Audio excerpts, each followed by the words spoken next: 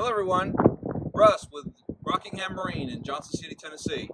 Today we're filming another version of Rock University. Today we're going to show you how to get your boat connected to your truck. Okay, so a couple things you want to check before you actually hook up your boat.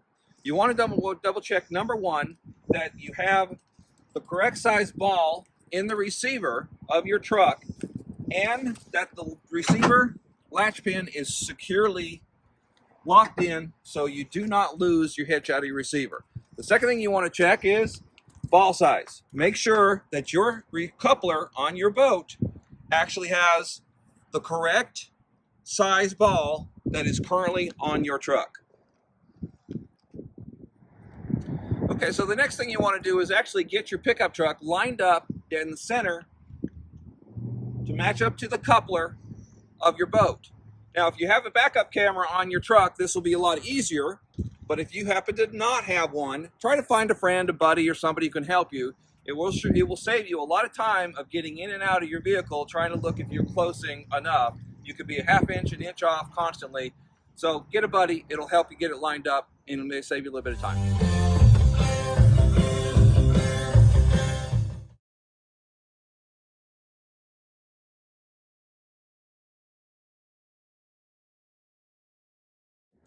Okay, when you get to this point right here and you back your vehicle up, you've got everything lined up, your ball may be dead center, it may be off just a little bit. It's better to have your truck a little bit forward than it is to have it back. Your boat will usually roll forward on the ball if you happen to have the ball a little bit forward on the coupler.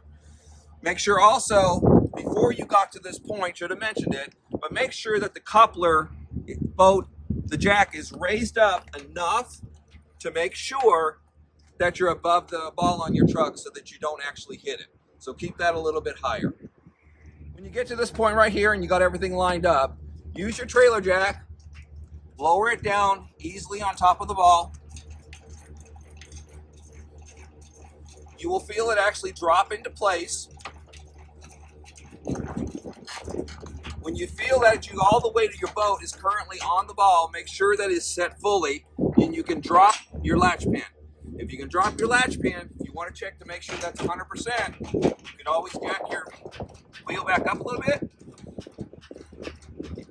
If your boat doesn't raise off, you know you got a good connection. Okay, after you've got a nice connection on top of your ball, you have your hitch pin. Make sure that this safety pin is put into place. That's very, very important. If you don't have one attached to your boat, they do have to aftermarket that you can easily drop in there, but always make sure that is there. That will actually make sure that this boat does not come off this truck. When you get to this point right here, what you want to do now, your trailer jack, you don't have any weight on it left because your boat is now resting on the ball. Lift it, pull it out of your way. You do not want that rolling down the road down as you start taking off. Now what you want to do, take your safety chains.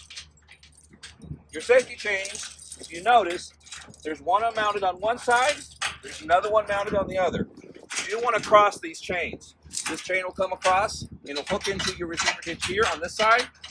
This one will cross back over and hook into that side. The reason for doing that, if for some reason this did come off, for any reason at all, those chains will actually catch the tongue of the boat and keep it from dropping onto the ground.